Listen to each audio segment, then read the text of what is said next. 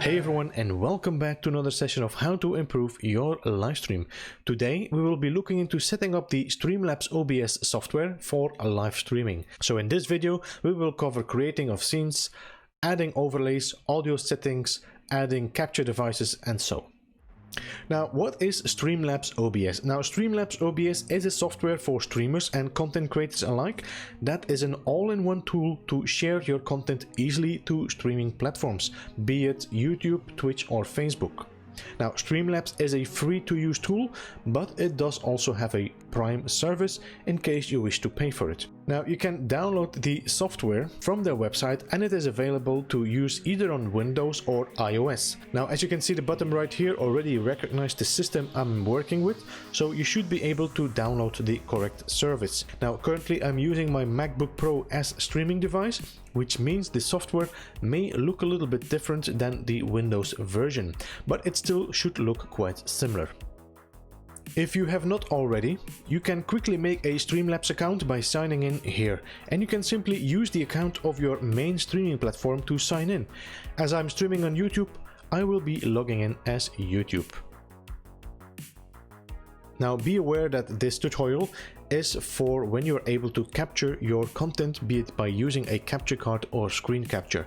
If you are not in the possession of a capture card or you're not able to screen capture, then this tutorial will be not that useful to you for now. But I do have a tutorial that covers how to use Streamlabs as a supporting role for your stream even without a capture card. Just check the link on top of the screen right now.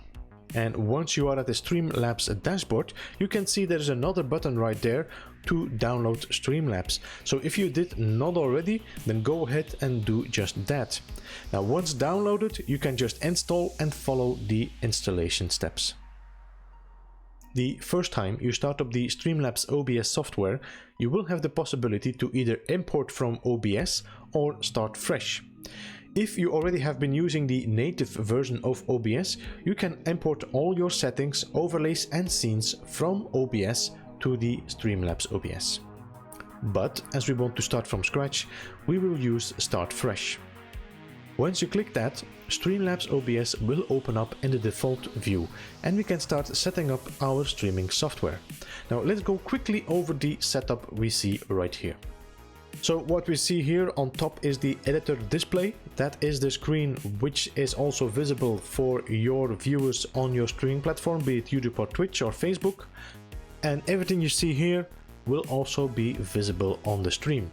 There's a possibility to work in Studio where you can have two screens and switch between these, but this is a little bit more advanced, so let's just stay with one screen here and you can figure out the rest from there, or I make another tutorial later about it. On the bottom here we have the mini feed, which gives us a little bit of feedback on what has been happening over the last hours, days or time, depending on how active your chat or your subscriptions are. And below here we have the three columns, which are the scenes, the sources, and also the mixer. But before we go into that, I would like to go a little bit deeper in the software settings first. So let's go ahead and click on the little gear right here. And let's go over all of these in one by one. So we are here at the general settings. Now here I did not do any changes. You can just look at these. There is nothing here you should enable or disable. This should be quite okay. Once again, I would like to point out here the OBS import, which can be used to import anything from your native OBS. So if you have some scenes or already a setup you're happy with, you can import that right in here if you feel like it. Next up is Stream. Now here in this section you can sign in your account. I'm signed in as a YouTube streamer. It is possible to also multi-stream now on Streamlabs, but it seems that this is also a Prime service. So if you want to do a multi-stream from Streamlabs, you will have to be subscribed to that Prime service. But simply log in your account here and that should be enough here. It is also possible to stream to other platforms that are not the major ones like YouTube, Facebook and Twitch. You can add here then your streaming key and also the URLs which are needed for streaming to other platforms. So here we have output, and let's just skip this for a second and go to audio first. We will go back to that in a sec. So in audio, I have set my sample rate to 48 kHz to stereo, and the rest is just simply turned off, except of course the mic auxiliary device, which is called Rode NT. Now this is because my MacBook has the standard device microphone right there, although I'm not using that one. While you're seeing here that my mixer is activated by my microphone, I will not be using this one in my stream. Next one is video, which we will cover in a sec as well. Then we have the hotkeys. Now it's possible to add hotkeys here that will make it easier for you to start streaming, stop streaming, start recording, and much more. You can switch to different kind of scenes with that as well. In the advanced settings, we do not change a lot here as well. We can go on here, and I did not do anything except, for example, which might be interesting for some people, is the stream delay. This is not that important if you're doing games that are not that online sensitive. Let's say you're playing a Call of Duty game, and when you're playing Call of Duty, of course, when people see you streaming, they might join your stream while playing and find you easier where you are. It is possible to put a 20 seconds delay. That means that when people are watching your stream, they will actually be 20 seconds behind your actual gameplay, which gives you the advantage of people trying to use your stream as a kind of hack. For the rest, I did not enable anything right here or disable anything. I just left it as it was. Scene collections. Now, scene collections here, it's possible to add overlays. If you go to the Streamlabs website, or you go to websites like owned.tv or Nerd or Die, you can buy overlays and then import these overlays right in here into your Streamlabs software. You can also, of course, export your own overlay. So once you're done and I'm happy with your overlay, you can export that overlay in a file, and then you can copy this to another computer, for example, and import that overlay file once again into your Streamlabs OBS, which will then be exactly the same. So this is quite an interesting little thing right here. Notifications, we can just skip that. In appearance, you can change your theme to day and night. As you can see, if I go to day, this thing is way too bright and nobody wants to stream like that. So we are just gonna go back to the night one, and I'm pretty sure that everybody is using quite a dark theme there. Next up is remote control, and this is quite an interesting little application here. You can download the app on your mobile phone. It is called Streamlabs Deck, and once you have that application downloaded, you can scan the QR code right here on your screen, which then allows you to control your stream from a mobile device. It's quite similar to like the Elgato Stream Deck, it's just on your mobile phone. It is a cheaper way to then control your stream quite easily if you want to mute or change your scenes by using that screen without always to have to check and scroll down your scenes in your scene collections. Now, for this to work, you have to be on the same Wi-Fi network to be able to be linked up. Alright, so now we have done that, let's go back to the video settings here, and these are quite important for your stream to know exactly what are you going to be streaming to YouTube or Twitch and what quality you are going to be doing depending on your internet. So we have two settings here, which is the video and the output settings. A lot of people are a bit confused how this works, so let's go into that a little bit. I have two settings. One of them is the base canvas resolution. This means this is the resolution you see right here on top of the screen. I have set this to 180p, and I have set my output resolution to 720p. This is because I currently stream on 720 due to our little situation we are in the world now. The human malware affects the internet recently because a lot of people are home watching Netflix and such. So I have set my settings like that to reduce lag and have a fluid, smooth stream. I also have reduced my frame per second to 30 just to make sure that everything works pretty well. So let's go to output here and figure out a little bit more about what we want to do right here. Make sure your auto track is set to 1. Your encoder, depending on what your PC is or what you're streaming on, this will be changing. I'm using the MacBook Pro, and I have to say that the hardware of the MacBook is not sufficient enough to do a streaming on the hardware encoder. So I am working on the software encoder right here. But if you are streaming on a PC that has, for example, the NVIDIA graphic cards, or you do not play the game on that PC, you just stream with that PC, it would be possible to use the hardware encoder. You will have to, of course, always try and figure that out. Play around a little bit with that quality and see how it works. Do some test streams before you do official streams. How we can figure this out, we have quite a handy tool on the Twitch website. If you go to Twitch TV encoding, you can find information about what exactly you can achieve by your standards, internet and computer wise. There is some information here you might want to read as well. There's a lot of information that will help you understand how things work. Now, as I'm working on the X264 specs as the encoding, I will have to look into this column. If you're using the NVIDIA specs, you can be working on that one. Now, let's go and check how this works. As you can see, it says bitrate here is 4500. On this one, you could work with the 720 60 frames per second. Currently, I'm working on 720 30 frames per second. I could boost it to 60 frames per second 720p, and then I would need a bitrate of 4500. If I want to do 1080 30 frames per second, this is the same amount of kilobytes per second I would need. If I go higher, this is what I need in kilobytes per second. Now, how can we figure out what exactly is possible for us?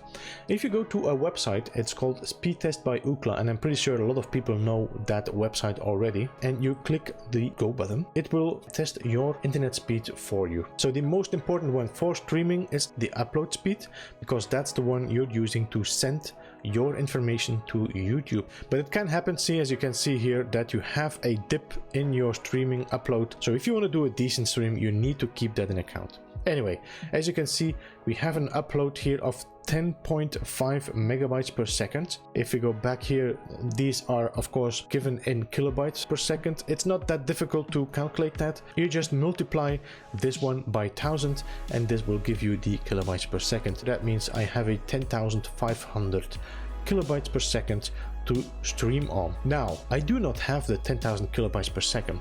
Take into account, we had a drop to a 9,000, 8,500. Also, there might be people using internet while you're streaming.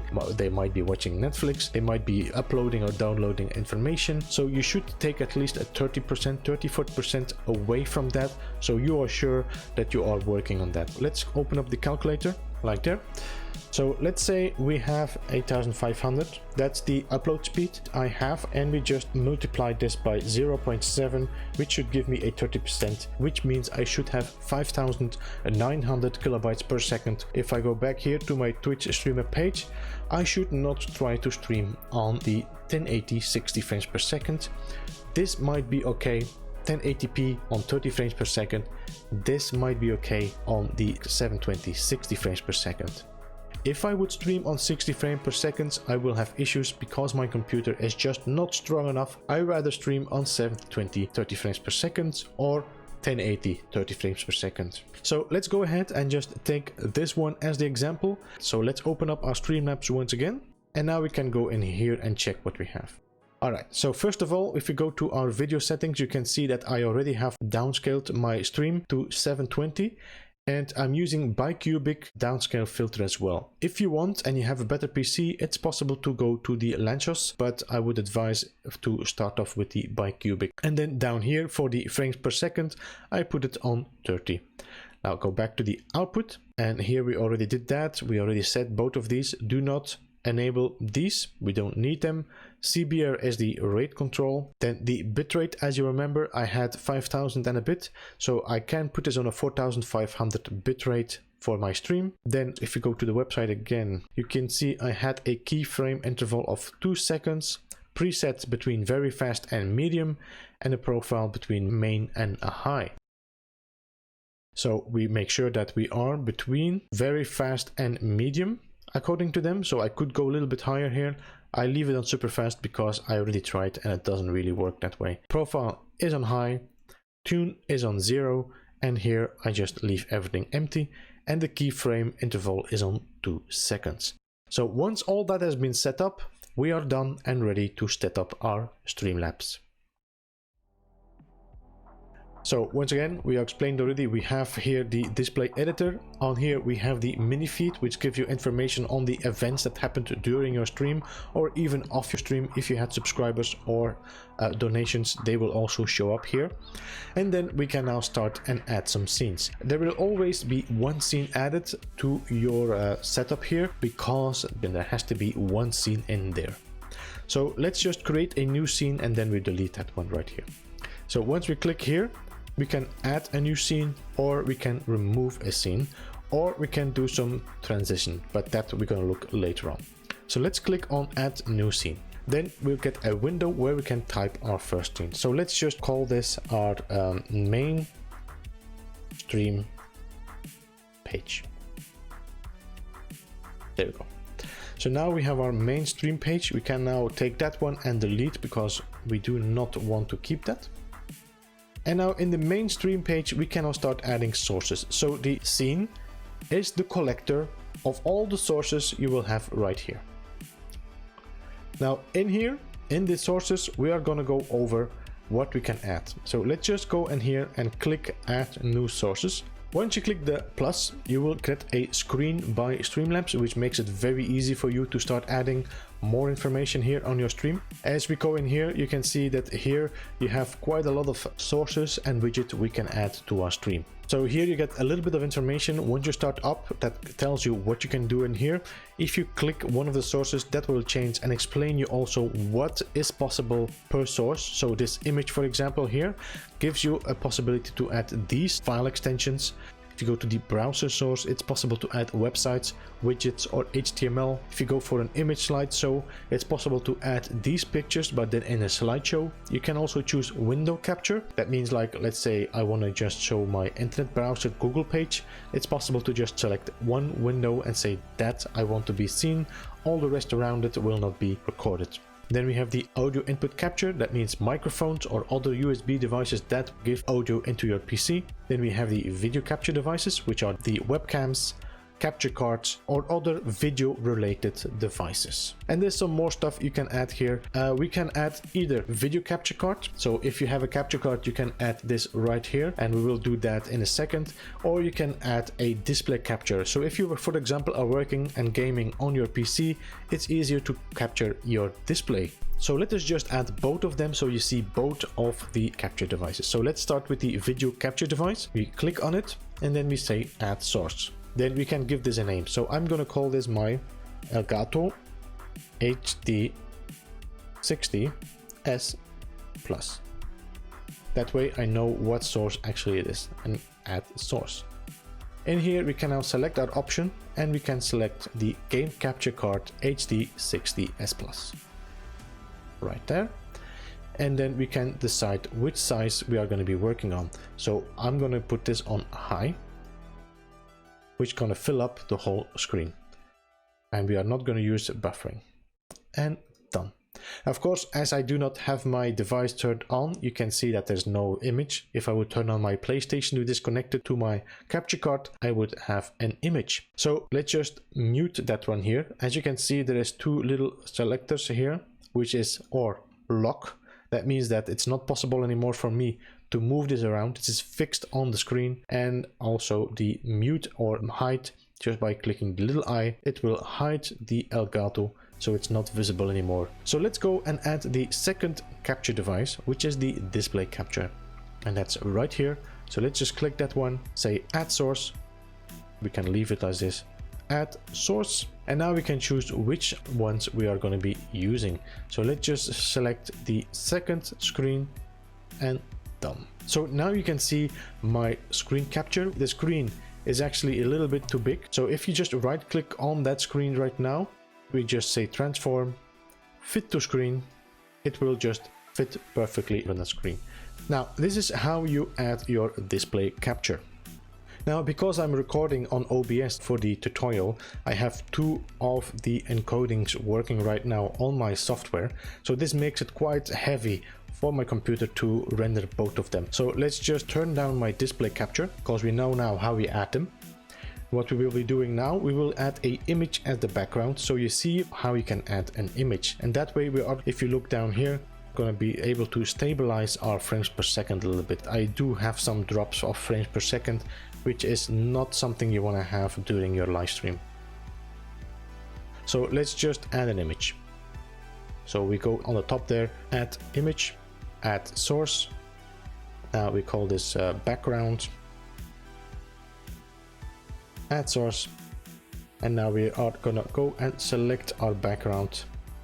We take the banner from here, open up, and then of course we will be unloading the image when not showing. So this is very important you do that during your scene creations, especially if you're working on a less strong PC. If you have a little bit of a potato PC, it's good to turn this off so that all the sources that you're using and they are not visible anymore, they are also unloaded from your live stream.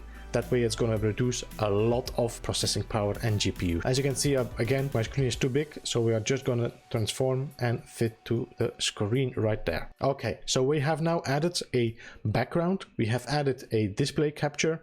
Now we can also add the camera. So let's just add another source right here. And then we go to video capture device right here. Now, if you are using a webcam, you will also have the possibility to add a webcam here. So video capture device, add source, and then we are going to call this the webcam add source. If you have a webcam, you will have your webcam, for example, the FaceTime camera or another camera that is connected to your PC. As I am using a capture card for my camera, which is the Mirrorbox video capture card, I will select this and hello, here I am. So we are just going to keep that one and say done. So right now I'm on the screen right here, so I'm just going to minimize my screen a little bit, put myself in the corner right there. Okay, so now we have added the camera to the scene as well. So now we have a background, we have the display capture, and we have our webcam. Currently everything seems to be rendering quite well. I do not have any frames per second dropping. That's okay. Now, as you can see, I have a green screen background, so we are going to be adding a green screen chroma key. So let's go to the webcam. We right click on the webcam, and then you will have filters right here. So let's just click that. This will open up once again your screen. There is no filters applied, so let's just select and add a new filter. So the first filter we want to add is the color correction. Done. Then the second filter we want to add is the crop, and this is only needed when you do need to do some cropping. And the last filter we want to add is the chroma key. There we go. Done. So automatically the chroma key will take away your green screen because it's already set up to be in the green screen. So by doing that, your stream is already looking quite nice like that. We do have some issues. As you can look at my fingers, for example, you see that I have a little bit of transparency, which we need to get rid of. So let's open the filter once again and go into the color correction. So for me, with the setup of my light and the green screen I'm using, I do have a setup that goes as such. So for the color correction, I put my gamma on 0.4,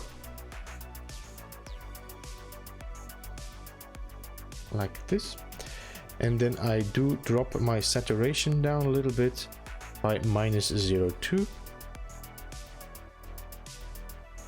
as such. And then we're going to the chroma key where we do some other settings. So for me, I think if I go to a 380, as you can see here, if I go too far, I will bring my green screen. So 308, 370 should be a good position like that. Smoothness is on 60 if I'm correct. Sometimes it's just easier to type it. Color spill is not. Brightness gamma, I think I dropped my gamma a little bit, like though, and that's done. That's how you could do a setup of your stream. As you can see, my black is much better now. I do not have any more transparency through my fingers. You can do a lot of minimal adjustments. You can also change your light. If your light, for example, is too bright, it will change how your transparency is working, so you can work with that as well. Okay, so we have done now everything we need to do to have the visual looks now, at least the minimal of the visual looks. So I'm going to turn off my webcam again. I just want to reduce, not because I don't want to be seen, just to reduce the amount of frames per second. So let's turn off the webcam right here. All right, next up is adding the microphone. Now, as you can see, I do have my microphone right here because it is automatically selected by the MacBook and the OBS as my main one. So I'm just going to turn this one off like this because I do not wish to use this microphone. So let's go into our source again and add another source, which is going to be the audio input capture. And here you can see these are my microphones. So add the source, I'm gonna call this one Rode NT USB. There we go. Device, we select our Rode microphone and then we select done. And as you can see, I already have now right here when I'm speaking into it, it is now registering. Now the problem is, like if I'm not going to be talking right now, you will see that my microphone is picking up a lot of noise in the background. So we can fix that. So let's go into the microphone right here. We right click on this and then open filters. Now in filters, we're going to add 3 filters for the microphone. The first one is the compressor. The second one is the noise suppression. And the third one is the noise gate. Now it is also possible after this to add one more, and that's the gain. Alright, so we have now set up the 4 filters we can use. Make sure that you always set them in a proper order. They will affect your microphone quality. If I would, for example, pull my gain on top here, that means that what I'm speaking right now is going to be gained, and then after that the other filters will fix it. So it's better to have your gain after your filters, that way you are gaining the proper quality of your microphone. Okay, so let's go into the compressor and start right there. So in the compressor, I am setting my ratio to 10, and this we bring to -22. The attack we are going to drop to 1 because we want to have this as quickly as possibly followed up. The release we put on 100. Now once again, I want to say that these are my settings. You might have to figure that out for yourself, also depending on what mic you're using and so. And then the output gain is going to be on 4. So this is how I put my compressor. As you can see now, if I don't talk anymore, already my noise suppression and my noise gate are doing their work. So if I shut up right now, you can see that I do not longer record the background noises. So let's go into noise suppression, and we leave that at -30, at least for me. Depending on your microphone, you might want to adjust that. Then we go into noise gate, and here noise gate, I place my noise gate to -40 and -30. And then here I put my attack time once again on 1, my hold time on 300, and the release time on 150. Once that is done, we can go to the gain, and then depending on the volume of your microphone, you want to boost this or drop this. But you can see if I go too high, I'm right now in the red right there. So let's just keep this one here at 0 for the moment, because we are quite happy with that. And that's how you set up your filters for your microphone. There we go. So now if I'm talking in the microphone, you can see that everything is nicely into the green and the yellow. As long as it stays in the yellow, you're great. So now we have added everything. We can add one more, and that's the desktop audio. So let's just select here plus and add another source to our scenes. So we're going to the audio input capture. While it's saying here built-in microphones and stuff, it does not say the desktop audio, but it's not problem. We just add source, and we do add a new source instead. So we do not want to add again the microphone. We have to add a new source, and we are going to call this desktop audio. Add source, and then we can go in here and we can select once again a complete set of different kind of devices. Now once again, I want to explain that. Let's just leave this one here for the moment. So the desktop audio of the Macbook does not seem to be recorded by Streamlabs OBS. It's not possible. It seems to be not an option. So the only way you can do that is by installing a software. It's called iShowU Audio Capture. Now this software you can download from their website. They also give a tutorial how you can install it and how you can use it. This one, what you do is actually make a multi-output device with that, and this can then be used as an audio source. So let's just edit that one. Go to the properties, and instead of taking the default, we will choose now the iShowU Audio Capture. Now we have our desktop audio set up. As you can see, it does not longer register my microphone. It now registers the output of my PC. So I could simply play some music from Spotify or have the voice chat of Discord running in the background. All that audio would be sent through the desktop audio. So if I would, for example, play some music from the Stream Beat from Harris Heller, you can find them on Spotify, you would be able to hear that.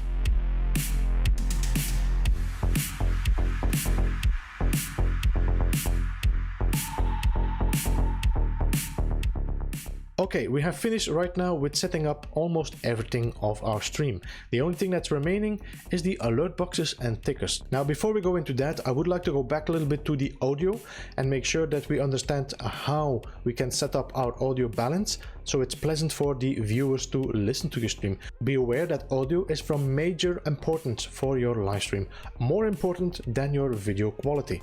So for videos, audio technicians advise to set your voice level to -6 decibels. Your background music has to be set to -30 decibels, and the other sound like game sounds should be between -12 and -15.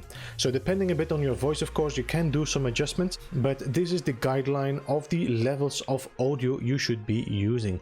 So the same goes for your live stream. You have to make sure that the volumes are balanced properly so that people can hear your voice and music is not too high and too disturbing. What we can do is go into our mixer right here, click the little gear on top of that, and this will open a advanced audio settings. You can turn on your monitor and put it on monitor and output, all of these, and then you can actually listen to yourself while the music is playing and adjust the settings such. What is the smart thing to do here is go to your desktop audio, because this is going to be normally your background music, or it's going to be your live chat on Discord. So it's simply go here, bring it halfway the volume of your voice, and then after that you can just adjust up or down depending on the volume you need.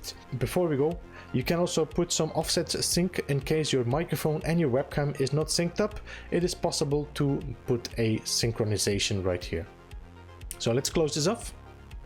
Now, as you can see, I did not add a audio source here from my game. The only thing I had was the display capture of my PC. If you use a capture card, for example, you will have to go here and say add audio input capture, add source, then add another source again. This will be the game audio, add source, and then we add in here the game capture audio from this one, and say done. So now we have also the game audio. If you're not happy how this is sorted, you can always take your microphone here and slide it up, put your desktop audio on the bottom, and it will also adjust it here in your mixer. Alright, the only thing remaining are the alert boxes and the tickers and counters.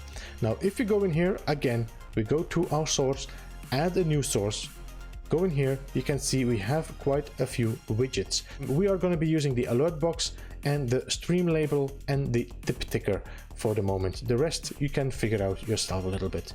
So if you click on the alert box right here, you can see that this alert box will give you information on what has happened in your stream. So add this source.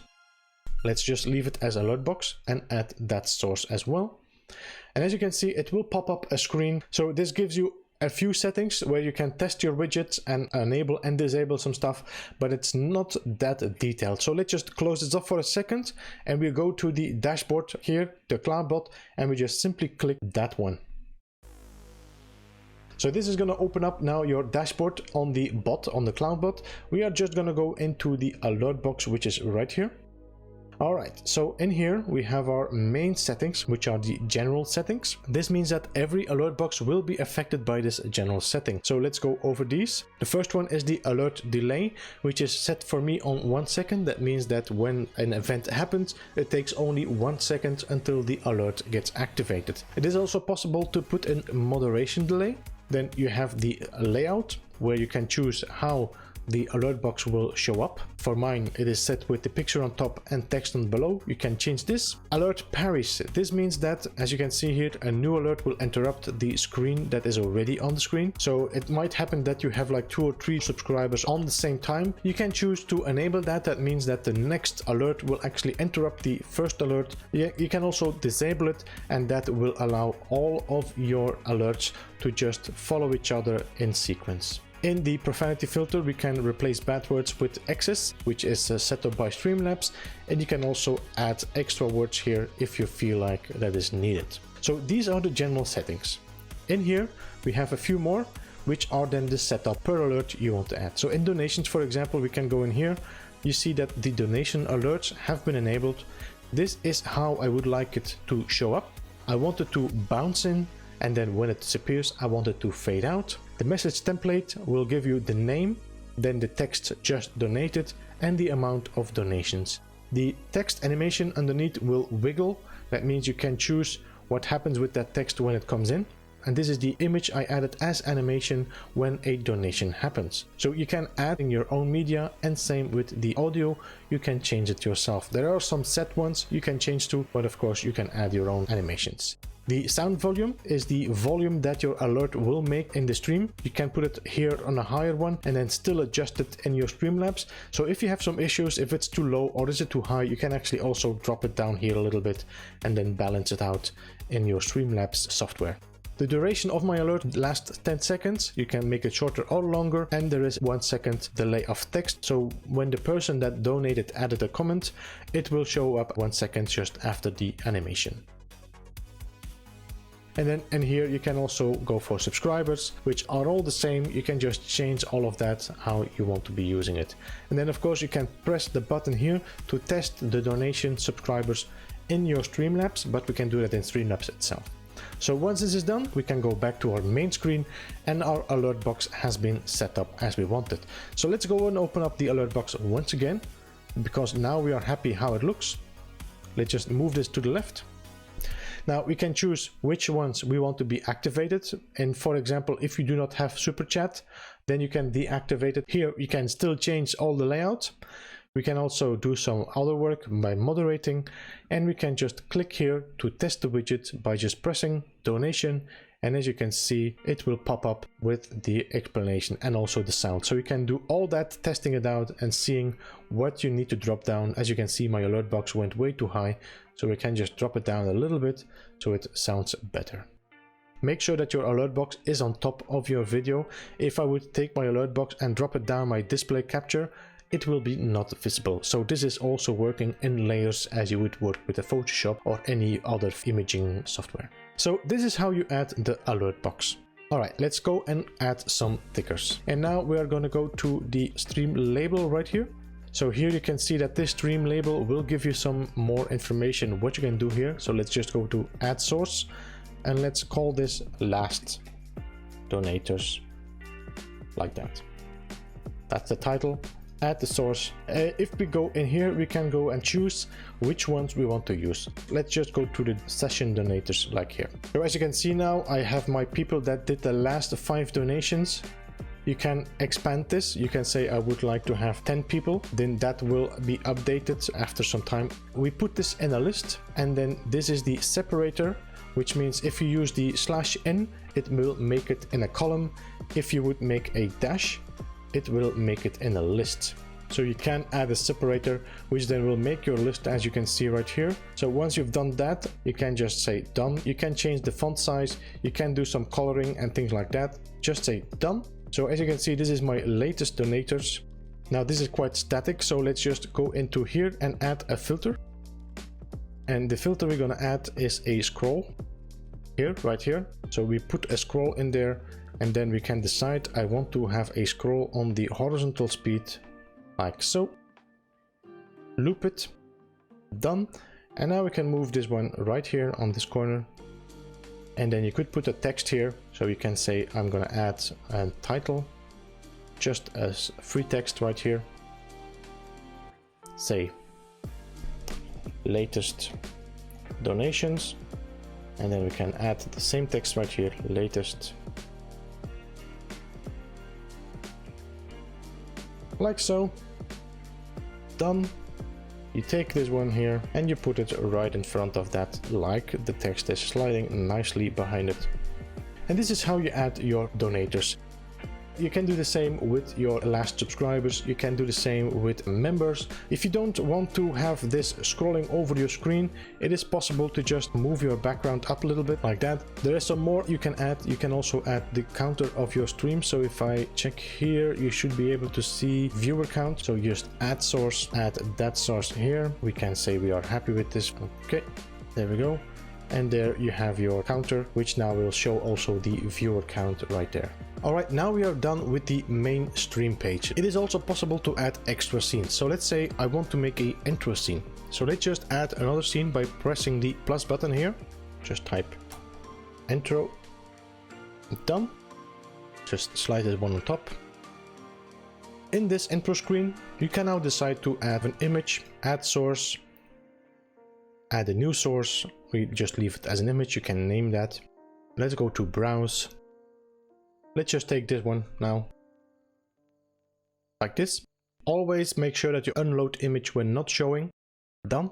And now this is going to be my intro screen. So if I start my stream, I leave it on this introduction, go live. My stream is going to start with this screen. Then once I'm ready for streaming, I just can click here and then switch over to the main stream. Now it's also possible to add some music to that. Once again, add a source, media source, add source. Then now you can go again here and browse. And now we're going back into my audio. And then we can decide to play some music. So I can just say I want to play the No Man's Sky intro. There we go. I can also now decide to close the file when it's inactive. This is going to help you a lot to reduce the processing power of your PC. Once that is done, you can also decide to have a loop if you want to play the music longer. But as you can see, my media source is right here playing some music. I'm going to reduce that, make sure it doesn't go into the yellow like that. What you could do as well, you can add another intro screen and say, like, for example, black. Like that. Put that black screen on top. You go to your black screen, you press go live. Then once you're live, you press intro. Your music will kick off with a little nice background. Once the music is done, you go to your main stream page. When you're done with streaming, you of course want to show an exit screen. So you can add another screen right here and say end. There, end stream. And then again, you can add an image. If you want, you can put some extra music to it and then end your stream. And this is quite a quick setup. You can make much more scenes if you want to change your camera position, if you want to have your camera left, you want to have your camera right, you want to have it framed, things like that. You can change these scenes and add more of them. Now, as you can see, this is quite a shortcut. It is possible to add transitions. So let's go to the black screen here. And now we go to here, we can just click transitions.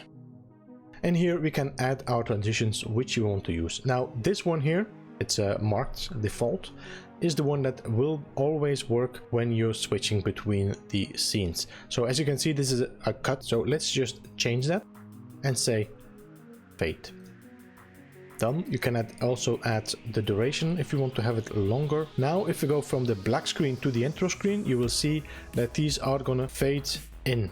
But if I go from the intro here to the end stream, you will see that this fades nicely. Okay, so this is your standard transition. If you want to do more, you can go into edit transitions again, and you can add some transitions right here. So let's say I want to use a fade, I want to use a slide, and let's also rename that to slide.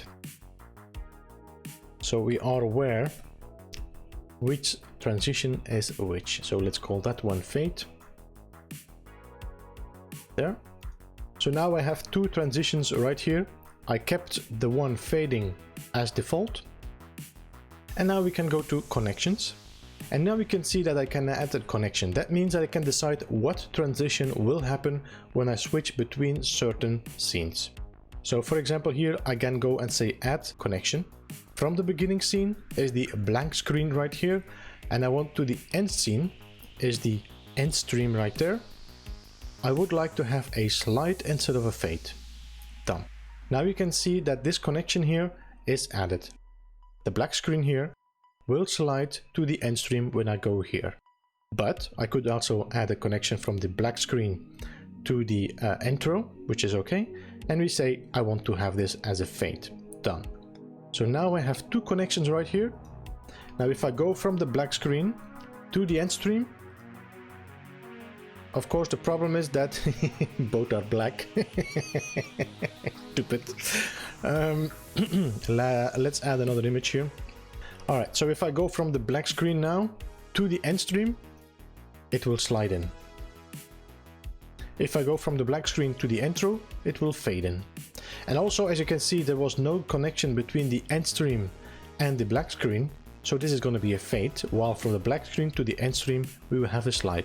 So you can create a nice looking transition changing from one scene to the other scene. Okay, that's it.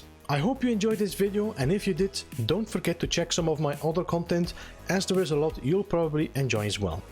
Other than that, this was Beeblebum, and you have been watching How to Improve Your Livestream. Goodbye for now.